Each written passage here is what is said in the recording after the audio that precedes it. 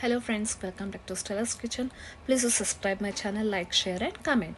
So ಇವತ್ತು ನನ್ನ recipe ಬಂದ್ಬಿಟ್ಟು ಬದನೆಕಾಯಿ ಪಲ್ಯ. ಸೊ ಬದನೆಕಾಯಿ ಪಲ್ಯಗೆ ಚಿಕ್ಕದಾಗಿ ಬದನೆಕಾಯಿನ ಹಚ್ಚಿಟ್ಕೊಂಡು ನೀರಲ್ಲಿ ಹಾಕಿ ಇಟ್ಕೊಂಡಿದ್ದೀನಿ. ಮತ್ತು ಒಗ್ಗರಣೆಗೆ ಈರುಳ್ಳಿ 2 ಮೀಡಿಯಮ್ ಸೈಜ್ ಅಷ್ಟು ಈರುಳ್ಳಿ ಮತ್ತು ಕರಿಬೇವು ಸೊಪ್ಪು ಮತ್ತು ಒಣಮೆಣಸಿನ್ಕಾಯಿ ಹಾಕ್ಕೊಳ್ತಾ ಇದ್ದೀನಿ. ಕಡಾಯಿ ಹೀಟ್ ಆದಮೇಲೆ ಒಂದು 6 to 7 ಟೇಬಲ್ ಸ್ಪೂನ್ ಅಷ್ಟು ಎಣ್ಣೆ ಹಾಕಿ ಸಾಸಿವೆ ಜೀರಿಗೆ ಮತ್ತು ಕರಿಬೇವು ಸೊಪ್ಪು ಒಣಮೆಣಸಿನ್ಕಾಯಿ ಹಾಕ್ಕೊಂಡು ಫ್ರೈ ಮಾಡಿಕೊಂಡು ಈರುಳ್ಳಿ 1-2 ಸೈಜ್ ಈರುಳ್ಳಿನ ಕಟ್ ಮಾಡಿ ಹಾಕ್ಕೊಳ್ಳಿ.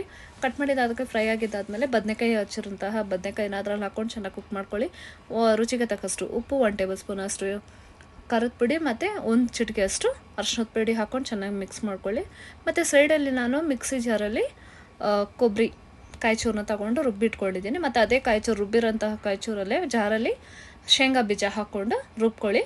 ಸೊ ಈ ಬದನೆಕಾಯಿ ಚೆನ್ನಾಗಿ ಕುಕ್ ಆಗಿದ್ದಾದಮೇಲೆ ಏನು ಮಾಡ್ತೀರಾ ಅಂದರೆ ಚೆನ್ನಾಗಿ ಕುಕ್ ಆಗಬೇಕು ಅದು. ಸೊ ಕುಕ್ ಆಗಿದ್ದಾದಮೇಲೆ ರುಬ್ಬಿರೋಂತಹ ಮಿಶ್ರಣ ಬಂದರೆ ಅದರಲ್ಲಿ ಹಾಕ್ಕೊಂಡು ಲಾಸ್ಟಲ್ಲಿ ಕೊತ್ತಂಬರಿ ಹಾಕ್ಕೊಂಡು ಸರ್ವ್ ಮಾಡಿದ್ರೆ ಸಾಂಬಾರು ಅನ್ನ ಜೊತೆ ಸರ್ವ್ ಮಾಡಿದ್ರೆ ಸೂಪರಾಗಿರುತ್ತೆ. ಟ್ರೈ ಮಾಡಿ ನೋಡಿ ಫ್ರೆಂಡ್ಸ್. Thank you. ಲೈಕ್ ಮಾಡಿ, ಶೇರ್ ಮಾಡಿ, ಕಮೆಂಟ್